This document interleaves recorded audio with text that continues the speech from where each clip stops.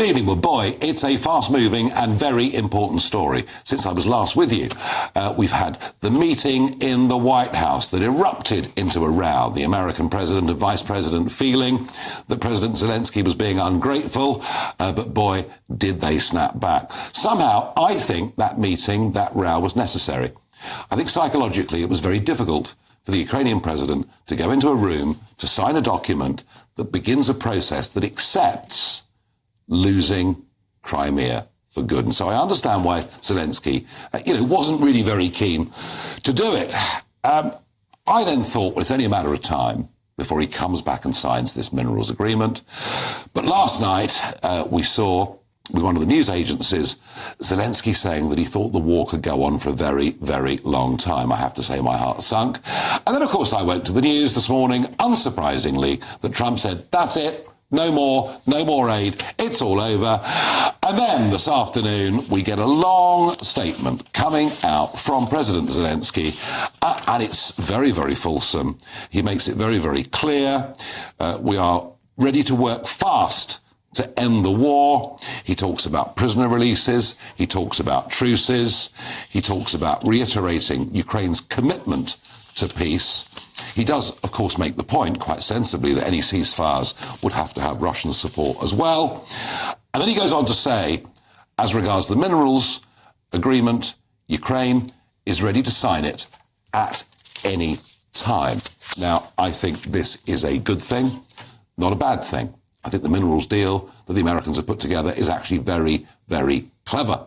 Clever in the sense that it would mean many thousands of Americans would be on Ukrainian soil, plus tens of billions of dollars of American investment. It's also clever because if American technology is able to extract the right quantities of rare earth metals, it'll mean a lot of money, not just for America, but for Ukraine as well. And this begins a conversation, firstly about the ceasefire, which, as I say, has to include Russia. But it also begins the conversation, the debate, about whether or not the Americans having that economic interest and human interest is enough of a security guarantee, or if countries are going to need to send troops. And I think the real debate that people are going to be having over the next weeks, possibly months, and who knows, it could even be years, is should the UK send troops to Ukraine? Tweet, please, #Farage on GB News, or email farage@gbnews.com. I'm joined in the studio by Rob Clark, defence consultant and army veteran. Plus, I've got Sir Ranulph Jayawardena, former Conservative MP and Minister, and Joe Phillips, journalist and former spin doctor. Rob, it's almost so fast-moving that one's nervous to say anything, but I think this statement that we've seen from Zelensky today, this is significant, isn't it? Oh, there's no two ways about looking at it, Nigel.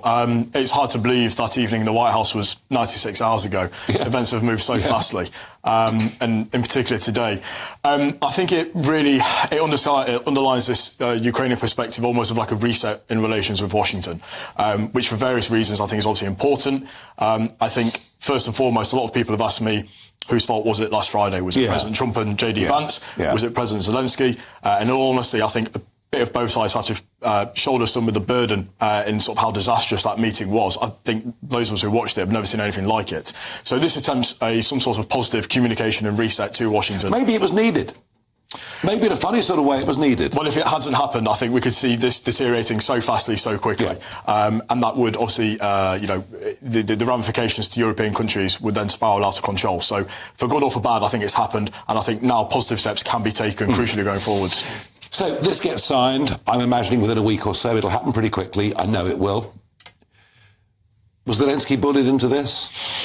I think, to be honest, I think the realistic perspective was if he didn't sign it or if Ukraine weren't prepared to come back to Washington and renegotiate very quickly, I think he could have seen the US military aid plummeting very, very fast. Now, we've already seen that this morning or this afternoon here in London, the likelihood, the almost certainty that that's going to get paused, suspended temporarily for however long.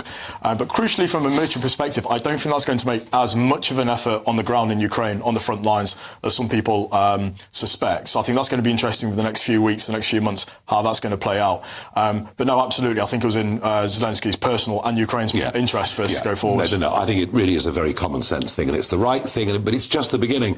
So security guarantees, that's going to be the next big debate. You know, I did ask a question at PMQs yesterday. Was that big American presence enough? But it didn't get an answer, obviously. And the Prime Minister seems keen to send British troops. A coalition of the willing, you know, the old Iraq war phrase has come back again. But trouble is, if the Americans don't send troops, isn't there a danger that the British Prime Minister turns around and sees that the coalition of the willing is just us? Yeah, so there's a real incentive for European countries to, if they see either the Stars and Stripes or the Union flag on another soldier's arm or shoulder, it really, really helps motivate other European countries. They know the fighting capability and the power that the British military traditionally have had along with the Americans. In terms of security guarantees, which we were speaking about earlier, I don't think it just rests on this idea of the American backstop being the nuclear question or an Article 5 treaty with NATO. There's many, many elements of the American security guarantee that can bring into play for Ukraine. For example, the intelligence sharing, the satellites, the data, the targeting links, things like this, and ultimately the ability to rapidly reshore long-range artillery missiles at pace, which the Europeans, quite frankly, don't have any capability whatsoever to do anymore. So there's many options for that security guarantee post just having US boots on the ground. How does that sound to you, Jo Phillips?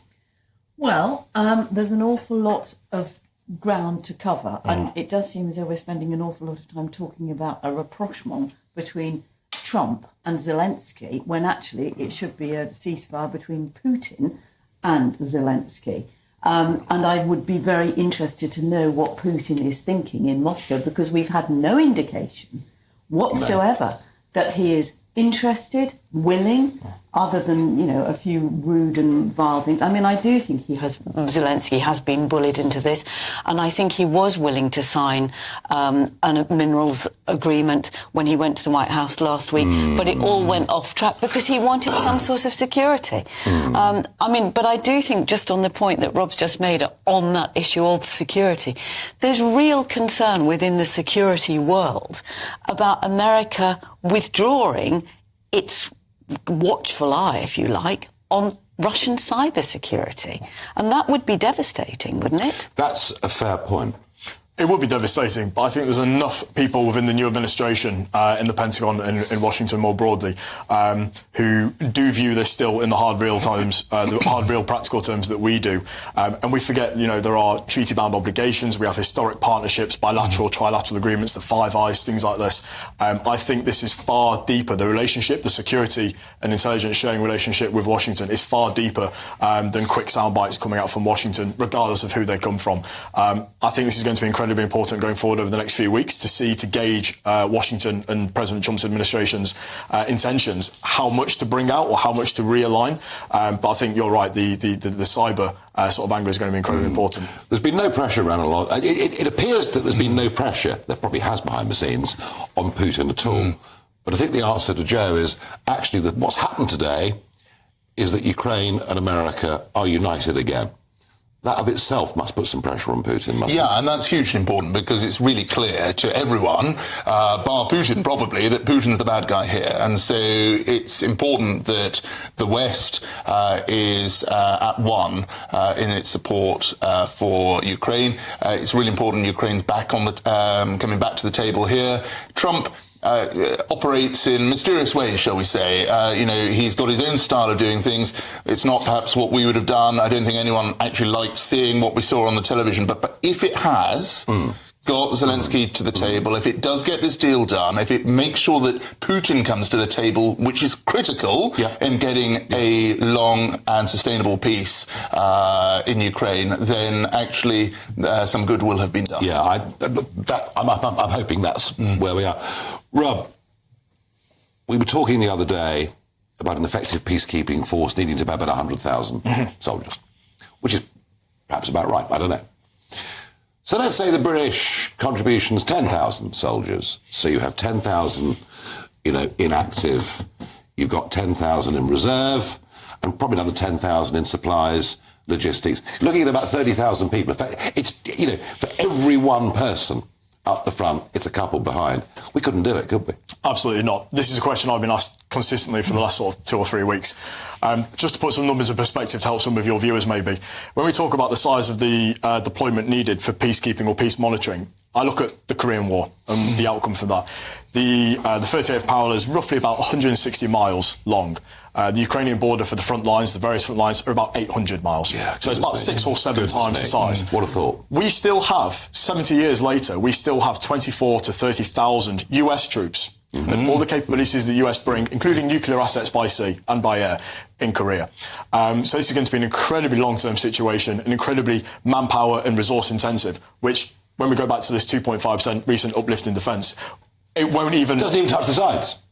To the point where Robert Jenrick made an excellent point today, and it's broadly very, very correct. That wouldn't even cover, never mind inflation over the next 2 years, that wouldn't even cover the stocks that we've depleted. So in terms of the numbers that you've just mentioned, Nigel, realistically, and I've had these conversations with people within the MOD, we're looking max a brigade, an armoured brigade, which is about 5,000 soldiers. The current strength of the army is around 72,500. Many of those are non-deployable, roughly about a fifth. So that takes it down to about 60,000 or so. And in terms of, you hit the nail on the head, for every person you have in service, you have 2 or 3 enablers back. Then you have the rotations and people coming and going, training, leaving, external current commitments within NATO. It's an enormous task. And to be quite frank, even sending an armoured brigade of about 5,000 soldiers would stress the army and cost billions extra a year. That hasn't been costed. Yeah, no, I think that's right. That's without the politics of it all, which we're going to discuss after the break, because I do think, after 20 years in Afghanistan, after Iraq, after the very big human cost that we put in the last quarter of a century, I'm not sure Parliament's quite at tune with the people on this one.